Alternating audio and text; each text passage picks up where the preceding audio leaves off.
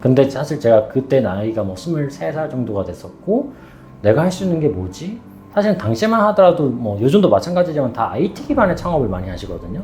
예, 근데 저는 기술력이 없던 문과생이었던 거죠. 저희 회사의 뷰티라는 카테고리는 사실 투자를 받기에 굉장히 어려웠고 지금도 아마 어려울 겁니다. 왜냐하면 대다수의 심사관들께서 다 기성 남성분들이시고 모든 심사에서 저희가 계속 떨어졌고요. 서구권 사례를 지금 연구를 해보면은 대형 MCN들이 다 붕괴되고 있습니다.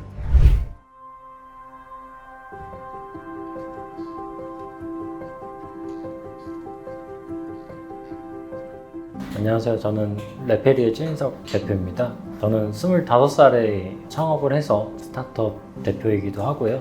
저희 회사는 이제 뷰티 인플루언서들, 그러니까 동영상으로 유튜브에서 뷰티 노하우나 다양한 팁을 전하시는 분들을 직접 육성하고 양성해서 같이 인플루언서 비즈니스를 키우고 있는 뷰티 디지털 인플루언서 비즈니스 그룹 레페리입니다. 저희 회사는 지금 연차로는 7년차 맞이하고 있고요. 임직원 수는 약 80여 명 정도 되고 있고, 저희가 한국 본사를 비롯해서 중국 지사와 베트남 지사를 보유하면서 글로벌 진출도 열심히 노력하고 있고요. 저희가 크리에이터 분들 같은 경우에는 약 300여 명의 뷰티 크리에이터들과 함께 같이 사업을 이끌어 나가면서 지난해 매출액 규모는 160억 원대로 규모를 좀 성장시켰고요. 그리고 이제 업계에서는 유일하게 2년 연속 영업이익 흑자를 창출하면서 질적 성장까지 함께 노력해 나가고 있습니다. 저는 사실은 이제 대학교를 졸업하지 않고 바로 중퇴에 이제 창업한 이제 케이스인데요. 군복무를 하면서 창업을 결심한 뒤에 이제 저희 레페리를 구상하게 된 케이스입니다. 그 전에 뭐 특별한 이력이 있다면 저 같은 경우는 이제 자기개발 칼럼을 썼던 이제 블로거였고, 당시 이제 운이 좋아서 파워블로거에 좀 등극을 해서 1년에 그래도 한 100만 명 정도 시청자분들이 많이 찾아오시는, 그때 이제 블로그를 운영하면서 이제 파워블로거 친구들의 모임을 만들었다가 사실은 이제 지금 하고 있는 사업이 그 시초가 되었던 인연이 있기도 합니다. 창업을 결심하고 나서 내가 뭘 해야 되는지를 사실은 이제 두 번째로 고민했습니다. 근데 사실 제가 그때 나이가 뭐 23살 정도가 됐었고, 내가 할 수 있는 게 뭐지? 라고 봤을 때 주변 네트워크라던가 제가 좀 남들보다 좀 유별나게 잘할 수 있어야 되는 걸 찾아봤더니, 사실 당시만 하더라도 뭐 요즘도 마찬가지지만 다 IT 기반의 창업을 많이 하시거든요. 예, 근데 저는 기술력이 없던 문과생이었던 거죠. 그래서 제 주변 친구들이었던 뷰티 파워블로거들을 많이 떠올리게 됐고, 개인적으로도 내가 남자라서 잘 모를 수도 있지만은 대한민국에서 K뷰티도 잘 될 걸로 예상이 되었었던 시기고, 그 다음에 내 친구들이 아무튼 국내 주름 잡는 이제 파워블로거들이고, 내가 이 일을 하게 되면 어떻게 보면 잘할 수 있겠다라는 좀 이성적 판단하에 설계를 하게 됐고, 지금까지도 뷰티 하나만 집중해서 성장해오는 길을 또 걷고 있습니다. 첫 창업할 때는 이제 군대에서 같이 선임과 같이 코파운딩을 했던 사례이기도 하고요. 그 이후부터는 사실 난항이었죠. 그래도 저희가 그렇게 도전한 청년들이 많았어가지고 어느새 6명의 팀원이 있는 거예요, 저까지. 그러니까 5,000원씩만 밥을 먹어도 하루에 3만원씩, 야근을 하면 6만원씩 나갑니다. 그래서 통장에 보니까 한 2만 한 5,000원 정도 있었는데, 그때 이제 정확히 냉면을 먹고 있었는데요. 이제 이거 결제하면 우리가 끝난다. 근데 그날 이제 발표 날이어서 이제 기다리고 있었는데, 다행히 밥을 먹다가 이제 문자가 와서 이제 합격됐다라고 해서 4천만 원 투자를 처음 유치하게 돼서 겨우 이제 죽음을 면모할 수 있게 됐던 기억이 있습니다. 그때 당시 있었던 초창기 멤버 이제 뭐 이동호 전무 같은 경우에도 알바를 오전에 해서 이제 돈을 벌어서 이제 메꾸고. 그때 진짜 냉면 먹다가 투자 사실을 좀 알게 됐거든요. 돈이 없었다라는 사실도 이제 알고 있었고요. 그래서 한편으로는 이제는 밥을 좀 편안하게 먹을 수 있겠다. 정말 열심히 하면은 무언가의 보답이 있구나라는 생각을 자연스럽게 좀 했던 것 같습니다. 어디에 얘기를 해도 부끄럽지 않을 자신이 있을 정도로 열심히 했고, 시간을 많이 쏟았기 때문에 세상에 내 노력을 배신하지 않았던 것 같아서 더 열심히 해서 잔고가 바닥나는 일은 없게 해야겠다. 저희 회사의 뷰티라는 카테고리는 사실 투자를 받기에 굉장히 어려웠고 지금도 아마 어려울 겁니다. 왜냐하면 대다수의 심사관들께서 다 기성 남성분들이시고 이 업에 대한 이해도가 굉장히 떨어집니다. 그리고 저희가 이제 어떻게 보면은 중퇴생들이기 때문에 레퓨테이션에도 문제가 있는 거죠. 뭔가 학교로 다시 돌아갈 것 같은 느낌도 들고 얘네들이 장난하는 것 같은 느낌 좀 드는 거죠. 그래서 모든 심사에서 저희가 계속 떨어졌고요. 근데 이게 도저히 안 되겠다. 그래서 머리를 좀 써서 여성분을 찾아가자. 그래서 여성 투자자들이 있는 곳을 서치해서 그분들한테 나 죽더라도 여성한테 피칭해보고 죽고 싶다. 그런 스타트업이다.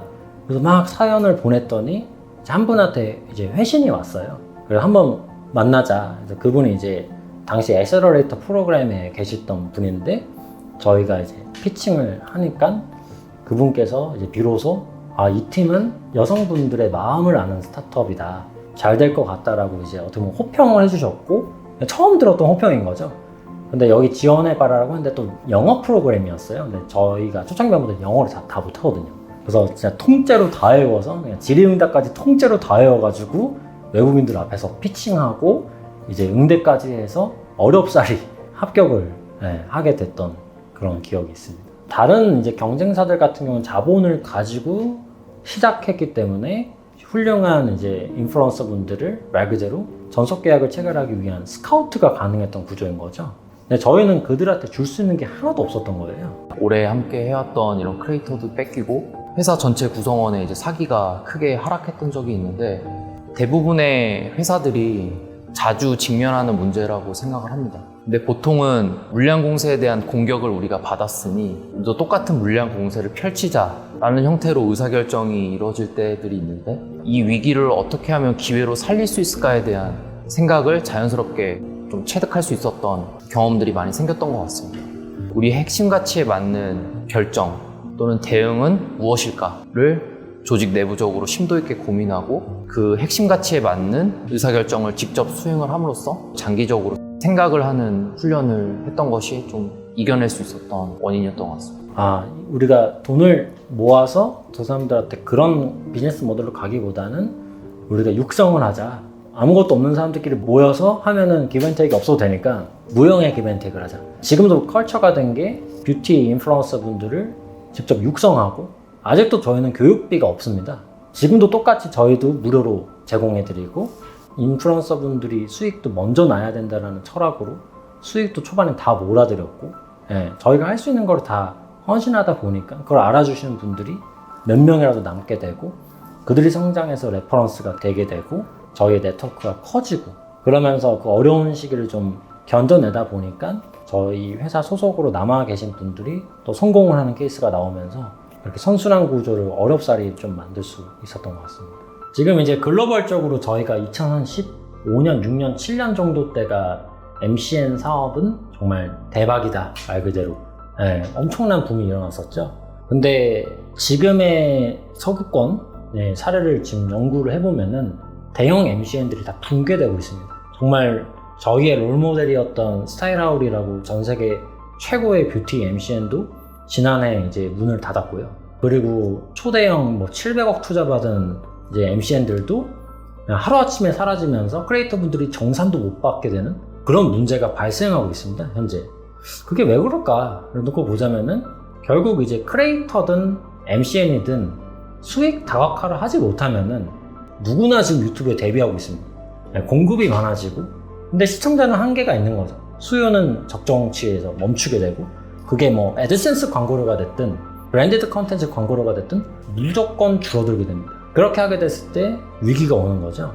크리에이터들과 함께 이제 상거래 사업을 진행한다던가 아니면은 우리 크리에이터들이 노하우를 활용한 제조 사업을 저기 연계한다던가 신규 사업 진출에 대해서 오래전부터 노력을 해왔고요. 거기에 대한 성과로 다른 회사보다 더 안정적인 매출 구조 그리고 저희 회사의 크리에이터들이 좀 더 장기적으로 영속성을 좀 추구할 수 있는 상황으로 가고 있지 않나 라고 자평하고 있습니다. 저희가 추구하는 목표치가 굉장히 좀 높습니다.